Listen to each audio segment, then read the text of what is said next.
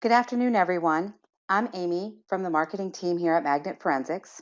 Thank you for joining our webinar today, Connecting Artifacts and Users in Intellectual Property Theft Investigations, with Jessica Hyde, our Director of Forensics. We are recording our session today, and we will send it out, everyone a copy by the end of the week. In addition, we have plenty of time for questions, so to submit your question, use the questions panel in the GoToWebinar. With that, I'd like to introduce Jessica. Hi, everyone. Thanks for joining. And as Amy mentioned, today we're going to be talking about connecting artifacts and users in intellectual property theft investigations. Just a little bit about me, in case you guys haven't met me or in case I don't know any of you. I'm the Director of Forensics here at Magnet Forensics, and what that means is I work with both the R&D and product teams to try to make sure that the products are good for forensic users. I myself am a recovering forensicator. I did work doing forensic analysis for Basis Technology and American Systems as a contractor, and for Ernst & Young as a consultant, and prior to that as the United States Marine Corps. In addition to working for Magnet, I also teach mobile device forensics at George Mason University, where I completed my MS. So let's talk about what we're going to talk about today. So we're going to be talking about how artifacts have attributes and how they can be correlated and how they can help you in an investigation. So we're actually going to talk about those individual attributes, how we relate and correlate them, how this pertains specifically to operating system type artifacts and why they are so valuable to see that in correlation of user activity and to be able to really understand how data is moving and being exfiltrated. And then I'm going to do a little demonstration of a feature that we have in Axiom called Connections that can really assist in correlating that data. And then we'll have some time for a Q&A. In terms of Connections, I'm going to try to get into a little bit of the nuts and bolts, not only how we use it, but also how it works on the underside, so you understand how those correlations are being made and how to use that in your investigations and in your analysis. So we have a couple of goals today. The first one is to learn how to link common artifacts. Secondly, how to see the connections between those common artifacts so that we can actually replicate the journey of a file, which in an IP theft investigation, it may be very important to figure out how a file was exfiltrated out. Was it moved onto a USB? Was it printed, which you may or may not be able to figure out? Was it put into a cloud Dropbox account or Drop or Box or any of Google Drive, etc.? Was it emailed out, etc.? Understand the user's activity, and so you can really understand that. And why do we really want to understand relationships? Well, there's a couple of different relationships we want to look at. There's relationships between people. So when you have multiple people who may be colluding, or who may be communicating about an act before it happens or afterwards, we need to establish those identities and the multiple facets of those identities if someone's using multiple methods of communication. Which brings us to the communication, and that's how those identities are communicating. And not only that, how they may be sharing or moving files. But not just how two people may be moving files or more, but how the files relate to other files. So is a file the same as another file? Has a file been modified, renamed? And associating those to file system artifacts, which allow us to provide more attribution to determine if something was actually viewed, opened, used, as opposed to just existing on a system. So in order to do those correlations, we really need to use structured reasoning of structured data. So in order to determine the when, what, who, and how often something is occurring, we need to focus on metadata, and we need to focus on absolute truth in data that's structured, as opposed to looking at things like machine learning or artificial intelligence, where we may use to get our start in an investigation to figure out what types of data are being used, when we actually are trying to correlate a specific item moving off of the system, or we're trying to identify how a file got somewhere. We really need to stay fact-based as we're looking at that. So once we start correlating those things, it can really add more context, and we can do that to build towards attribution. So by correlating, if a file has an associated shell bag or an associated link file, we may be able to prove that it was accessed. And this helps us answer the questions that we start off with in our investigations. And those questions that we're looking at in these types of investigations include, how did a file get onto the system, or where did it go as it left the system? How was it shared or moved? So it's one thing to know that it got onto a system, but how was it shared or moved from there? When, because we want to try to timeline these activities, but we also want to know, and when we're proving attribution, sometimes it helps to know what else is happening at the same time. So although somebody may be able to use wasn't me, I left my system logged in, sure, that might be someone's reasoning for saying something was moved, but if at the same time an email was sent or a document was created with information that only that person would have access to or know, seeing what else is happening at the same time can be used to prove attribution. And also identifying other parties of interest. So as we're looking through the path of a journey of a file, we really want to identify if there were other contributors or other actors or other systems that we need to analyze. So not only were other people involved, but also what accounts were used. So I mentioned at the beginning that we were going to start talking about attributes. So what do I mean by an attribute? And that's a property of an artifact. I like to think of this in terms of, for a long time in science, we talked about atoms being the smallest element. And then we said it's not the atom, but the atom actually is made up of neutrons and protons and electrons. It's very similar to when we're talking about an artifact. In forensics, we've typically thought of the artifact, the specific SMS message, or the specific jump list, or the specific event log as being the smallest item. But instead, we want to look at each of the properties of that artifact. So let's say we're looking at a Facebook contact.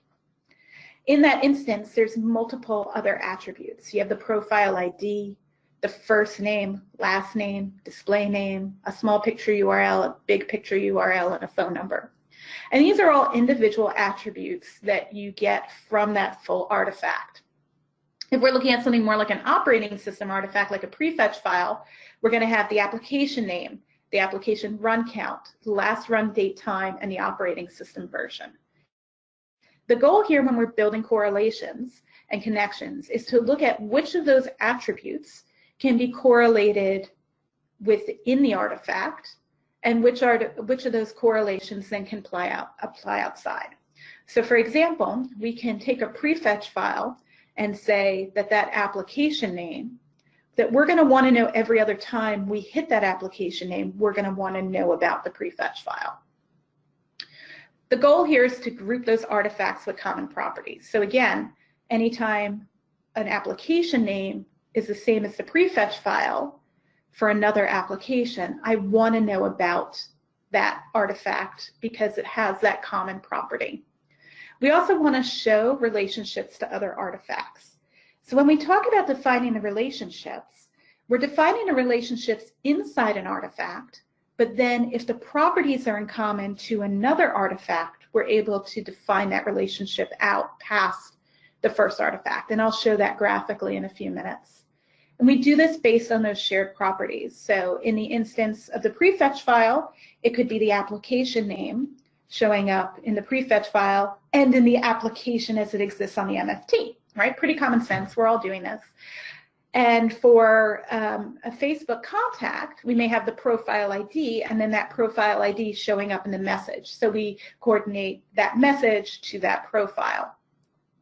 But the goal here is to make fact-based correlations. We don't want inference that's not based on facts, so we also want to make sure that the relationships themselves are clear about how the relationship is. So let's talk about making some of these connections. So for a message, for example, we can make a connection based on the attachment. We can say that this attachment was part of the message. We can say that the message used Gmail was the application it was used, or Outlook was the application it was used. For that same message, we can talk about information that was shared in a chat. So in many chat applications, you can attach a contact card or drop a geolocation, drop a pin. So that shared attachment, where else that attachment lies.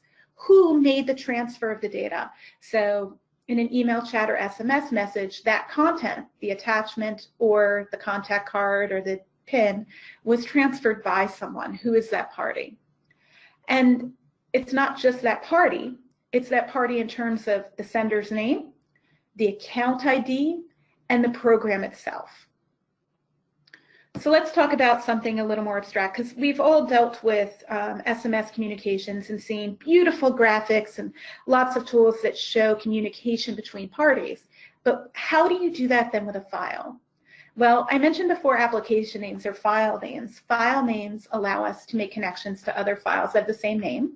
But more importantly is file path. And you're going to see this in a few minutes, because file path is where you're going to find the common elements for things like the partial file path may correlate to a shell bag. A file path will also correlate to a link file. The hash value, if you have two files that are identical and were renamed, they're going to have a common hash. Any application used with, and this may sound like, well, I don't necessarily want to make a correlation on that, but this is how you get to other conclusions. So if it's a rarely used application, you may also care about what else was created with that application. Let's say it's a specific tool that's used in your environment because you're a software development environment or an engineering firm, and there's a specific piece of CAD software that's being used. What else was created with that CAD software? And beyond just files, you can do connections off of operating system artifacts, as I mentioned, right? So for prefetch, we already said we were going to go off the application name, and for link files off the file path, jump lists also off the file path. So we can get some attribution type artifacts that say that something was accessed based on a common file path or a common application name. Same with shell bags. So we can use the knowledge of these correlations to start to answer how a file got on the computer, how a file was shared, when it was shared, what else was viewed at the same time, the accounts involved, and other parties involved. And that's all I want to do as far as text, because I completely understand that PowerPoints are boring and that it is much easier to show things. So let's go ahead and switch to actually showing you this live, how we can do this in Axiom. Okay, so I have a case up here, and I know some of you may or may not be familiar with Axiom. This first screen, this artifacts first screen, is one of our approaches. We do have a full file system and a full registry viewer as well, but we're going to focus on how we would be conducting an intellectual property theft today. So in this particular image, I actually have a couple of devices from two different users. So I have an iPhone, a Google Cloud account, a USB drive, a RAM dump, an Android, and a Windows 10 PC. And so the scenario here is there's actually two developers. They work for a company called GameSoft, and they've been working on a game called Battlefighter 2050. One of these guys is definitely looking to get some more money. Digging through some of the chats, I can see that he has a little bit of a gambling addiction. But the problem is that both of these employees have recently left this company, GameSoft, to go to a competitor, Bloxer, and it is suspected that they brought some intellectual property regarding a game called Battlefighter 2050 with them. So this is a fake scenario. This is obviously not real data. I wouldn't be showing you real data from a case, but we were trying to create something that showed a little bit more liveliness. And when you see the actors' names, you'll totally understand that it's fake data. So our two actors here are David Straight and Bruce Wayne. So We do know that some of the data that's left has been for a file called, has been regarding a game called Battle Fighter 2050. So one of the first things I might want to do is actually look for evidence that even has that name in it, because maybe the documents that were being exfiltrated out do contain that. There's a couple of places I can search. I can search here. I can search from a keyword list. I had already loaded in a keyword list. The nice thing about the keyword list here is I can see the total number of hits already. So it looks like there's a significant amount of documents containing that name. Or hits, I would expect that since it's something that was part of a work product in the organization. And so just by clicking on that, I'm filtered down to looking at potentially what might be of interest. Now, I do see a lot of Google searches related to the product and a lot of web-related information in Chrome, which might be of interest, but I think I'm going to take a look at documents. And I did pre-tag some of these that I thought were of interest. I can see, of note, I do see some items in a recycle bin here that had that mentioned, but again, this is normal work product, so I'm not too terribly concerned. But I have some documents here called cooperative notes and co-op doc, and those might be of interest. So I'm going to go ahead and look at this document here. And you'll see wherever the word is, it'll be highlighted in the preview. And if I read through this, I would see that this is some information about the game. So this document may be of interest. And now I really want to know if this document was shared out and what this document is. So what we have here is we have this connections icon. And this is what's going to allow us to go ahead and see those relationships graphically and easily that I was talking about. I'll show you how and when that gets built in one moment, but let me first go ahead and show you what happens when we click this icon. So when we click this icon, we're brought to a visual graph, and I can resize and move things so that it's appropriate for the view that you guys are seeing. So just resize that here, and I can bring these nodes in just a little bit so we can see a little more cleanly on our screen, because the graph is completely adjustable to redraw. All right, so now we can see that we have our game, our note document about our game, and we very quickly see that this document exists both on a source of the PC as well as a USB. So we already know that this document's moved from, existed in both places, or a document with that name existed in both places. Not sure yet if it has the same hash or whatnot. We can see the file path, that this was also in the downloads folder. That's a little bit interesting. I can see a hard disk volume 3 here. This is interesting. I suspect that this is, and we can even look at it and see, but I suspect that this is memory.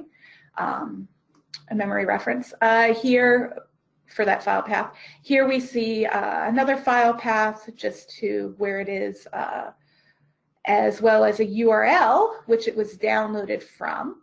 And then we also have a partial path where it also may have been located at. So you'll see that in a lot of these instances, we're saying shares partial path, and because it's just the file name. And here we also have a may have been located at, and here we have a downloaded from. When I was speaking before, these are those relationships that are being drawn, the definition of how those two things relate. Over here on the right-hand side of matching results, these are all of the artifacts that contain Battle Fighter 2050 cooperative notes. And we can actually go ahead and see a little bit more details on each one of these. So this is what we were originally looking at, the PDF, but this is the PDF on the USB. Here we have an MRU record. So now we have that a note that this was the 7th most recent item according to the registry order of the recent files and folders that was accessed. So good operating system artifact there showing it had been accessed by a user. We have the document as it exists on the Windows 10 PC, because remember we have the PC and the USB images in this instance. We also have another MRU access point, and here you'll see from the PC. We have a Chrome download, And this is interesting because we've got the file name.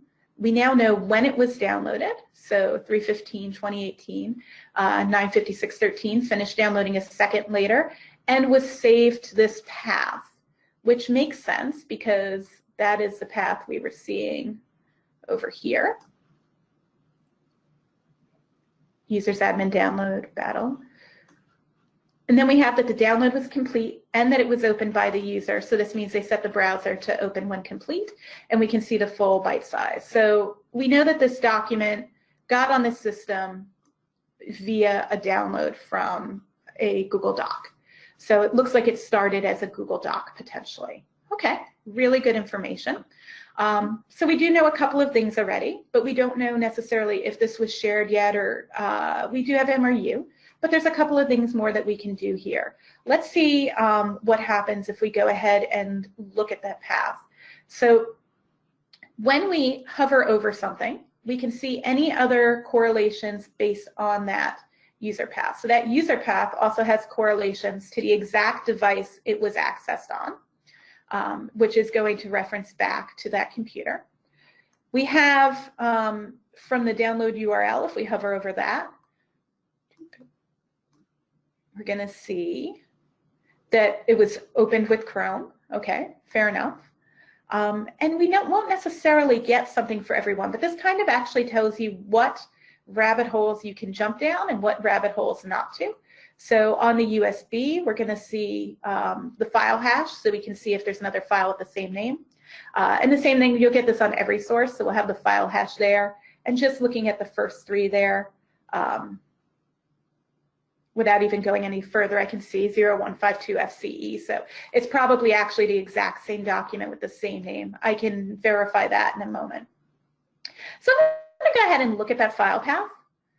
And voila, this is great. Now I have link files and jump lists. So this means I have some exact timestamps for access for this document. And you'll see these documents have this yellow line. I did already tag these of interest. But as I was going, I may determine then that I wanted to tag these items as of interest as I go. And again, I can see that Chrome download here because that also shares that common path. I can also go backwards. So if I want to go back to the previous view, I can do that at any time. And you'll see that that we went back there. Okay, so I've got some good information. I've tagged a bunch of items. Let's go ahead and validate that these are the same document. So I'm going to go here and I see that has hash, and I'm going to go ahead and click on that. And yep, I can see that that file with this hash existed here and here, but oh look, there's a third file with the same name, and I can kind of tell by this name that this is most likely in the recycle bin. I can also see it here, so if I want to pop out the details here, scroll down, I can see that's the same document visually, but yeah, I can identify now here that this was from the recycle bin, and I can see when that change was made to the MFT here. So I can actually see the recycling of the file that was created on that day, and that about an hour later, it was moved to this recycle bin. And if we wanted to go ahead and check on that source more, we can. And this is kind of interesting because I can actually get down to the file identifiers. So if I actually even want to look at the file identifier, I can. And what's interesting here is by looking at the file identifier number, it'll actually even coordinate to the Zone ID identifier file that exists in the MFT. So this is in some documents and some applications, there's actually more interesting information that's available from zone identifiers. I actually know that Dave Cowan put out a challenge this week for people to research zone identifiers.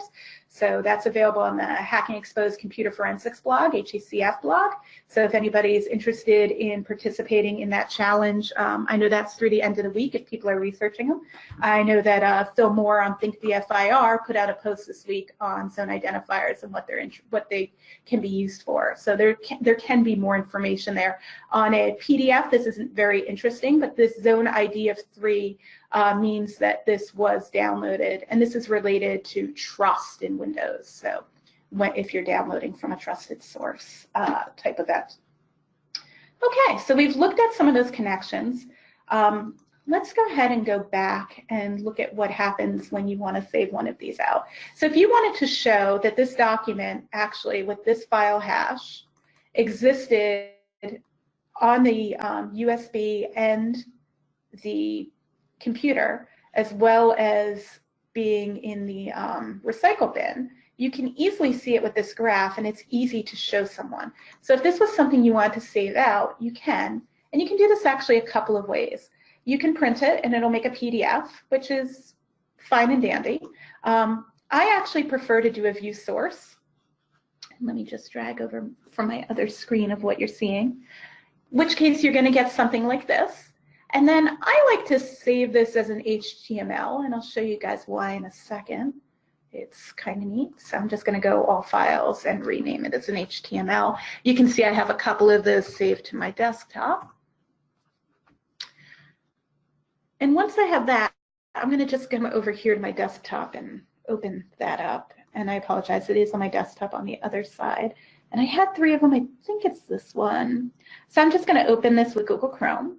I like Chrome. Oh, yep, there's the same one. And what I like about this is when I save out this HTML, if I give this to someone, they can actually also manipulate the graph to make it look the way they need it to. But they can also go ahead and hover over and see all of the correlations one level out. So that might not be terribly exciting on this particular graph, but if we come over to the one that we were looking at a few moments ago,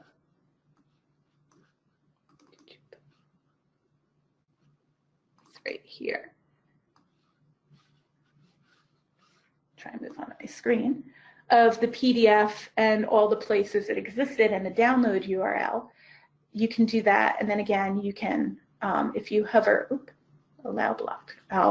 We don't like Internet Explorer. Internet Explorer is horrible. I want to really open that with Chrome. I have a detest for the way that Internet Explorer renders things sometimes. Chrome is much prettier. So here we have that, and we can, hover over and drag things out, etc. Okay, so let me go back and show you a different example and something that you can try at home if you want. So this is a case scenario that we actually had created, but this is a different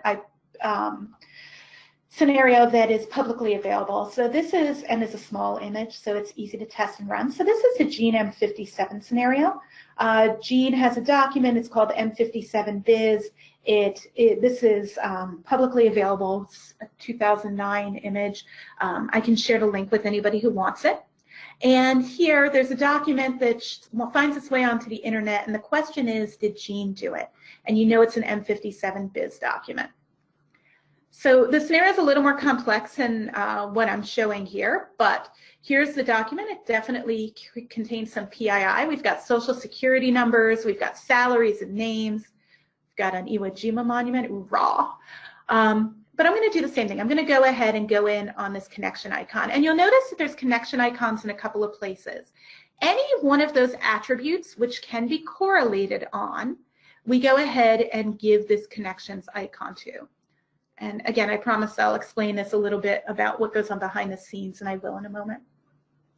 So here we immediately see that this document was transferred via email from Gene@m57.biz to Allison@m57.biz. And here I see that Outlook email. And actually, if I pop in the details card here, I can actually read the email. It's actually really interesting because we've got Allison asking Gene for the information for a venture capitalist, excuse me. But what we'll notice here is that from email that she's responding directly to is actually an alias to a tuckgeorge@gmail, which is probably not the coworker in question. But we can see the attachment here. So we were able to very, very quickly see that document was emailed, and that's from one user to another. And likewise, I know I mentioned mentioned before, I really like looking at those file paths because I can get all those attribution artifacts.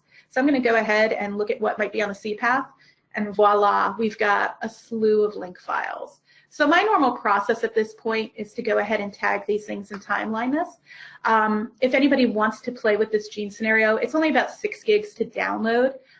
So it's relatively small, and again, I'm happy to share where that is, and you can run that in a trial of Axiom and play with this feature and that. So I just wanted to show that for that reason. Okay, so a couple of things. I'm gonna just show you where you can build these connections. So if when you open a case, you don't see this little 3 square boxes with the connections icons existing, that's because connections hasn't been built yet. And that's because you have a choice when you process your cases to actually build connections all the time or to start it. I can click build connections at any time to build connections. And if I were to add another piece of evidence, I would want to do that now. But connections doesn't actually run by default at the end of processing unless you set it to. So right here, I can set connections to automatically build. So when it finishes, the case finishes processing, it'll start building. Otherwise, I can choose just to hit that build connections button whenever I want. The advantage to doing that is that you can start working through your case a little bit earlier and then run it in the background or run it overnight. For anyone who's used connections back to when we first released it in September, we've made significant processing time improvements. So you'll now find that connections does build quicker than it used to. And we've also enhanced connections in terms of the items that we're correlating. So even memory artifacts that we bring in from volatility, we'll go ahead and build connections. So if you have an executable of interest, and I haven't specifically checked what this UPagent exe is going to go to, but you will see all of the times it has been accessed. And this is obviously a well-used application here, but you'll also see SRUM and the other identifiers for the DLLs, the malfind, etc. So all of those operating system and memory artifacts will go ahead and display here. In addition to being useful, so that makes this a little bit more useful as well in incident response type investigations where you may be doing heavy memory analysis. So we're definitely correlating a lot more. So once you've ran connections and you're actually looking at something, and we can go back to one of our documents of interest here, and I'll actually look at the Word documents instead this time just for fun. If I go in on this untitled document, which actually happens to also come down from a Chrome download, which is why this one I tagged it of interest, you may be wondering why we have pink nodes and blue nodes and what that means. So a pink node means it's a primary node, and you're going to see all your matching results that share that pink node property in common. But if you have a lot of nodes here or a lot of matching results, you may particularly just want to see the artifacts that have this URL in common. So if I do a single click on this URL, it makes this the secondary node, and then your matching results will just be results that are shared between that relationship. And as you saw before, I can then double click on a node and make that my now primary node. So now that is my primary node. At any time, I can hover over an additional node and see how many connections it does or does not have. This sometimes saves me from actually going down the wrong path because I might not need to see everything that's been touched with Chrome. And that's kind of a good example of something I might not want to go down that rabbit hole. I may want to be a little more specific before I start looking at all of those correlations. Some other things, you may have noticed that I mentioned before that there is a forward and back button. So if I've been on this one, I can actually go back, and that'll bring me to my previous drawing. I can also save a specific graph just by holding the primary node. And if I hold it for a moment, it'll go ahead and save that graph. Of course, I've double clicked instead of holding it. So you to save a graph, you click and hold, and then as I go forward and maybe I'll go do something crazy like look at this Win 10 PC and draw, I'm just moving a couple of nodes out, guys, and maybe I'll go look at a file identifier, and then if I want to go back to that original one, I can just get right back by following that breadcrumb to where I was. So there's a lot of navigation you can do in these graphs as well to save time. A little bit about how these relationships are created. So when we look at an artifact, and I'm actually going to go back to the artifact view, what we'll do, and let's actually go ahead and look at Facebook, just because we were talking about it before. And I have some Facebook messages here that are tagged as well. And so we were talking about the properties, all the different artifacts, and you'll see all of those attributes are actually what you see here. But not all attributes are things that I need to correlate on. So here we have a sender name. We have a receiver ID and a sender ID. So the first thing we do is we determine which of the artifacts are artifacts that have attributes that are worth building connections. So when looking at Facebook Messenger, we determined, all these determinations for connections are worked on with forensicators, with the developers as a team. So we determined that the sender name, receiver ID, and sender ID are hits that have relationships in two different ways. The sender name is an identifier, and we want to say anytime else that we see that identifier, David Straight, we want to say that these are possibly the same user. So that'll be anytime we see this particular attribute of this type. So whenever David Straight is an identifier, as opposed to if David Straight was a file name, we want to see every other instance where David Straight in any other artifact is that same file name. Internally, we call that matching on the hit set type. So it would match whenever that string is the same for an identifier. And some things are done on partial strings, like partial file paths, etc. The same thing with the receiver ID. So in this instance, we would also call this an identifier, and we would call this a receiver, and we would call this a sender. That helps us with direction as well, but we would also correlate in other instances when we see this same string and it's an identifier. Then what we do is we make another relationship. Now the relationships are defined internally. So when something hits and it's the same attribute type, that will hit externally, but the actual relationships are internal. So in this instance for Facebook Messenger messages, we will say that the sender name shares an identifier with the sender ID. So we're saying this is the same person. We want a relationship there. And we'll also say that a message was sent from the receiver ID to the sender ID. So what this allows is when you're in that graph and you have a connection from that receiver ID to that sender ID, and you click on one as the primary node and one as the secondary node, all of the details will show you every time that this is the receiver ID and this is the sender ID. Now, if I'm just on the receiver ID and I don't have another correlation, I'll be looking at every instance in my matching of every single time this is the receiver ID. It'd probably be helpful if I go in on this. So I'm going to go in on that receiver ID, and I can see that this receiver ID shares contact with Bruce. So that is that one relationship that I was talking about that's definitive. And this is every instance in which that identifier is used. So the rule, it has to be a rule, and our rule is that Bruce Wayne shares contact info with this user ID. So that's just a simple example to show that it's rule-based and that the relationships are inner artifact. Now, when we go back to something like we were looking at before with the PDF documents,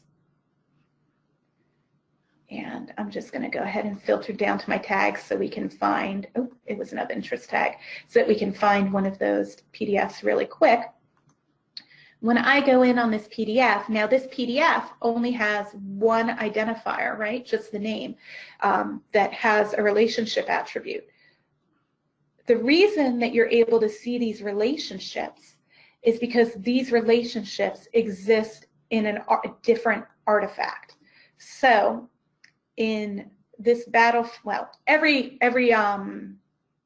by default, every single file system item does have a relationship to its source. That's inherent if it is a relationship that has a source. But how do we know that this file name goes to this file path when we didn't, to this download from this URL when that wasn't on that? Well, that's because that file name also hits on that Chrome download, and that Chrome download has the details that relate, have a definition that says when the save to file location to this source, then it's got this item is downloaded from this location, because that's the relationship between these two, right? And there's also a relationship that this file name is saved to this source, and there's a relationship that this file name was downloaded from this source. So we make all of our definitions of relationships within an artifact, and then the correlations are based on the common hit set types between the artifacts externally. If you have any questions on that, please feel free to ask. I know that's a little more complex, but I really want people to understand how these correlations are being made internally, that we write them, so that when you're looking at your examination, you understand why we're stating these rules. So what's important as you as the examiner are working, and this is helping you save time to figure out how things relate that otherwise might have taken you several keyword searches and searching to find the associated link files and items that are associated by the same PID, and spending that extra time to find those steps. The reason I really want to go through how is so that you know how to validate as well and verify. And we do make that validation and verification easy as well, because from any point you can always go right to the source where that was pulled from. And in this instance, we're going to go to the history SQLite DB, and we can actually look inside that database and go to the exact location of that path and validate how that was parsed. But for the examiner's responsibility here is to also recognize that they need to validate that this URL that this was downloaded from and this name is the same instance of this name in reference to the original artifact that you went in from.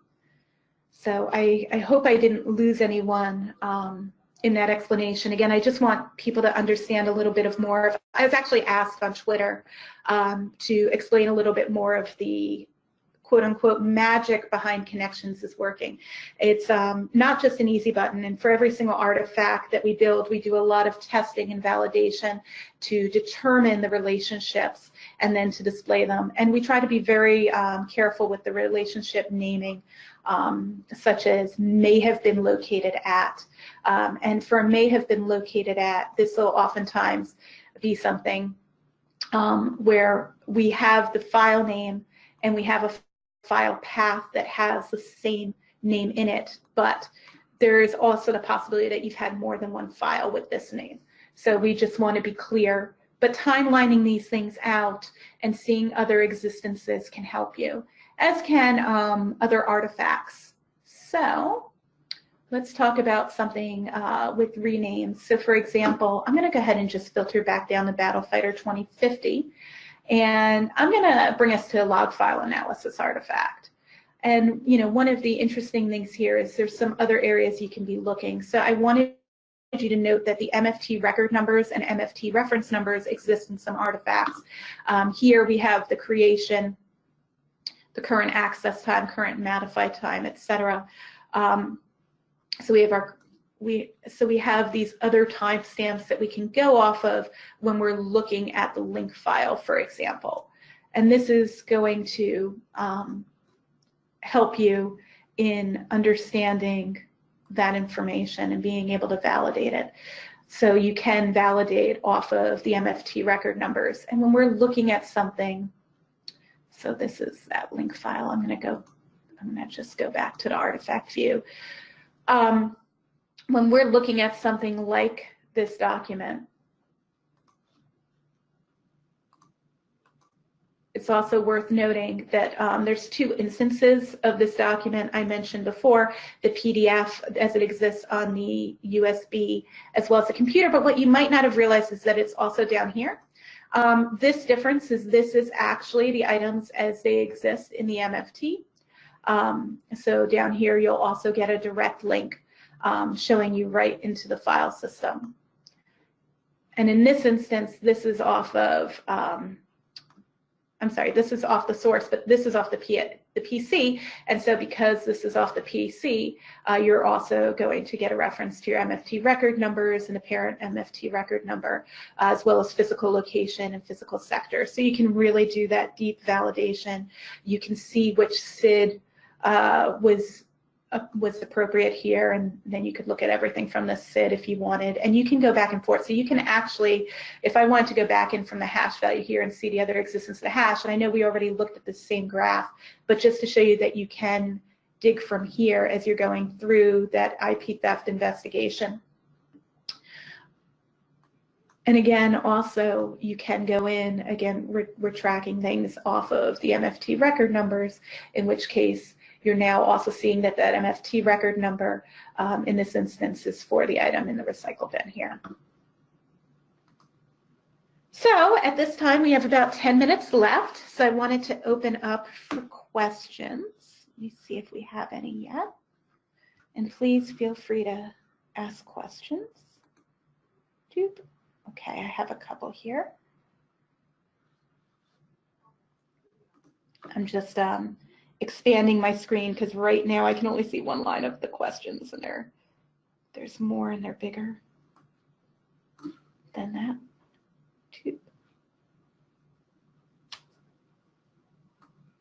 All right. Oh, we got a good number of questions in here. Okay. If this document was printed, would it appear in the print spooler? That's a good question, Jeff. So it depends on the version of Windows and what artifacts are being retained. A lot of print spooler artifacts for Windows are not tracked anymore. I don't remember off the top of my head actually what the version change is. It's easier to track on Macs, to be honest. Does Axiom automatically recover deleted files, or is this an option during the initial evidence processing phase? Great question, Orlando. We actually automatically will go ahead and recover deleted files, and I'm actually going to flip to the file system and show that to you real quick. So in the file system, something people may not realize is we actually have some file attribute selections here you can do to filter. So they are automatically recovered, presuming that you're not just looking over logical areas. And so if we go ahead and check for deleted or select orphaned files as well, we can go ahead and actually do a filter just to see those. I have it on selected folder only. I'm going to want to go ahead and make sure that I search all subfolders to go ahead and get that query. Please provide the link for the image. Absolutely, Bruce. We're going to go ahead and we'll do an email out to everyone who attended, and we'll include the link for that NPS image. That's actually a really cool scenario because the entire question that you have to answer is, was that document seen or not? There's a question here about, is there any way to track a document being uploaded to cloud storage short of it being located in a sync directory? I know URLs for cloud storage is not that easily deciphered. That is a great question, Robert. Actually, so normal forensic answer, and I hate to say this, is it depends, but in some instances you may also be able to obtain the cloud evidence. So this is a different case I happen to have up here where I have a cloud Dropbox, and I'm actually going to start in the cloud and show you something that's moved across. So I have a JPEG here, a Vikings versus Giants game here that the Giants sadly lost. And I'm going to go ahead and look at this. And again, I am starting from the cloud, but I do have an item that was in the cloud and in the sync, right? Cloud Dropbox files. And we do parse out that path pertains to it being a Dropbox item. So we actually do state that that's a Dropbox item on the PC as well as from the cloud. So here you see the item as it exists in the cloud. Here you see it in the sync box. That doesn't necessarily mean that it was accessed. This actually is in the camera uploads, however. But it also may have existed other places. So in this instance, I'm going to go off the file hash, and I'm going to see that that file name, which was it's just a date name, also exists under Giants Viking Football JPG. And when I go in off of that one, I can actually even see, remember we started at the cloud, so I just think this is fascinating. We can see that it also existed on a USB device. And we do have that USB device here in evidence. So I still don't have it necessarily being accessed on the computer, right? So we had it on the computer in the sync directory, we had it in the Dropbox on cloud, but how do I know it was accessed? Well, remember I told you I love file paths because they tend to be where our artifacts of attribution are. Now I can see, remember it was on that SanDisk, I can see that this file was accessed from the computer because I have a link file on a USB plugged into the E drive, and that USB actually happens to have this exact device ID, and I can actually then see all of the other artifacts, all the other link files here that were accessed from things on that USB. So I was just able to go from the cloud to a USB, and depends which pieces of evidence you have, but two notes there. One, that we did parse a location from the cloud other than in the URL because it was located in a sync directory, as well as doing actually a cloud acquisition of that. And we do support cloud acquisition of several cloud storage places such as Google Drive, Dropbox, and Box, to name a few. And then, you know, from the details here, if I'm really interested in going into seeing where that was parsed from in the registry, or, well, I'm sorry, in this instance, I'm going to the file system. But if I was actually looking at that USB device, I can actually validate that. And here, I'll just switch down to USB devices. I can actually validate where that is in the registry. And obviously, we're showing all the different locations that we're parsing and validating from, but we'll bring you right to the key in which that was parsed. Let me see what else.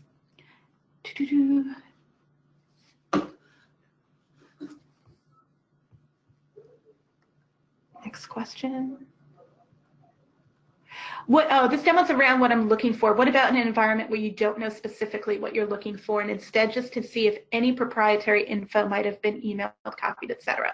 Really good question, Steve. So I would start in that instance. I would start looking at things that were brought in. I would start looking at the possible ways of exfiltration. So I might be looking at the USBs and seeing what files were stored on USBs that were attached to have link files, right? So I'd look at my USB, go to my USB and see what link files I might have had to USBs. I would probably go through emails that have attachments. I would go through any of those cloud accounts that I see. So there's a lot of different starting points you can take that are actually made a little bit easier by that artifacts first approach. So for example, I can go to cloud and look at things that were moved by cloud. I can go to areas such as USB and start that navigation the opposite way. So if I want to look at that USB and see what things, I don't know if anything was taken off this USB, what things actually came off that USB, and it doesn't look like there were, but I would be able to then get to the link files associated with that USB from there, etc., and might be able to find the names of files that were then accessed on that USB. So there's a couple of different ways. Just to clarify that last example with the PDF, the matching results and connections show the same PDF files, two different PDF items due to connections linking items from artifact file system and registry. Is that correct? Good question, BJ. So what I was saying is that in connections, and I'll go back to that PDF document real quick. Documents. Oh, I'm in a different case. 1 second. Doop. Here we go. So this is the Gene one. So this is the Excel document. It'll be the same. So from that Excel document, in terms of there being two, when I go in off of file name, you're going to see the Excel document here as the parsed artifact. So this was the artifact you first saw, and this is exactly how it exists in the artifact. We additionally show everything from the file system as well. So this is it as it exists in the file system. So you'll notice these are all your MFT attributes, as opposed to here where you're seeing all of your Excel attributes. So you'll notice that things like company exist when we parse Excel documents, we're able to get the company, as opposed to when we parse something from the MFT. So this is the existence in the MFT. We'll go ahead and get the MFT modified time and the MFT record number, etc. And because this is straight from the file system, that's why you have your raw hex there. Great questions. All right. This next question, I'm having trouble reading in the viewer, so stay with me for 1 minute. Transfer document into external devices USB prior to original file is deleted. Yeah, so actually, Bruce, that's actually the scenario that I was showing in that first case. There was a transfer to document to the external USB device, and then it was deleted. So let's actually go ahead and look at that real quick, and I'll take the next step that I usually would take. So it's this one. I'm going to go ahead back to the artifact view. So I mentioned that I had tagged those, and it's possible I tagged some other things here, but I'm just going to go to that of interest tag right now. And what I usually do here is I'll now pop all of these things that I tagged of interest into a timeline view and start to look at them on a timeline. And I can see this activity that happens back here in January. There's some call logs in here as well. But I'll start to drill in on a timeline to begin to really understand the order that took place there as far as the item that was deleted versus the item that was. And actually, I can narrow down to my operating system and my documents, and I'll be able to timeline that better there as far as that creation and deletion. This is great if we have a lot of different devices, images loaded in for a lot of cases, but we only have the one laptop from the company. So I think links connections are going to be much more limited. That's actually one of the reasons I wanted to show you specifically just that Gene scenario. So this is just one device. This is just 6 gigs of one computer. And you can actually get through this entire scenario here of seeing that this file was sent and who it was sent to and what applications were sent and the link files with just one piece of evidence. So actually you can, a lot of times, not only identify the journey that a file took based on one piece of evidence, but potentially can identify which other custodians you may need to pull devices from. So in this instance, I might be, just based on that quick little view we did of seeing that email, I might really be interested now in pulling Allison's Outlook account and trying to find out when, and the audit logs for her account, and find out if she had been phished and if somebody then had gotten a hold of her credentials, etc.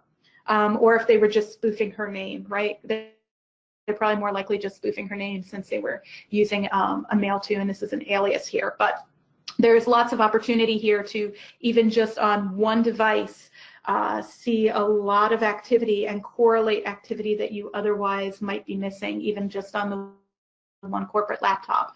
And I welcome you to really take an Axiom trial and test it against a case you've worked. That's sometimes the best way to see it, is to look at against a case you've already worked. And I apologize, we're actually out of time. So I really would like to thank everyone